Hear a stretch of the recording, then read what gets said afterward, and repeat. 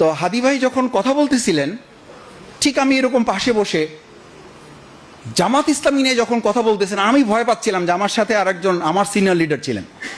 আমি ভাবছি যে সর্বনাশ, যা বলা শুরু করছে তাতে কোন জায়গায় গিয়ে এই ব্যক্তিটা থামবে তার তো কোনো ঠিক ঠিকানা নাই। এবং তিনি যা বলেছেন শেষ পর্যন্ত আমার যিনি সিনিয়র ছিলেন, আমি তাকে জিজ্ঞেস করলাম, ভাই কি করা যায়? কারণ কথা তো সত্য বলছে। এই যে সত্যটা বলার এক অদম্য বাসনা তার ছিল, এই বাসনার জায়গা থেকেই আমাদের এই প্রজন্মকে দায়িত্ব নিয়ে আমরা এগিয়ে যেতে চাই।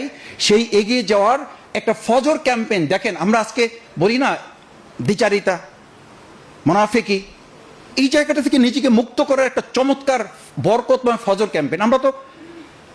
আমি শুধু তার থেকে মানে পলিটিক্যাল ফিলোসফিটা নিচ্ছি না, আমি স্পিরিচুয়ালিটিটাও তার থেকে নিচ্ছি। আমি তো প্রতিদিন এক মসজিদে নামাজ পড়ে আমার জন্য চ্যালেঞ্জ। মসজিদে গিয়ে জামাতে নামাজ এক মসজিদে ফিক্সড। আপনি ট্রাই করেন না, কতদিন পারছেন আপনি, আমি কতদিন পারছি। উনি এক এক দিন এক এক মসজিদে সালাতের ফজর আদায় করার জন্য প্ল্যান করেছিলেন এবং যেতেন এবং মানুষের কাছে পৌঁছতেন। এটা ছোট ব্যাপার না। শেষ ওনার স্পিচটা কি ছিল? আমি কতদিন, আমি 33 বছর 32 বছর বয়স আমার কাছে ব্যাপার না, বছর আমার কাছে ব্যাপার না।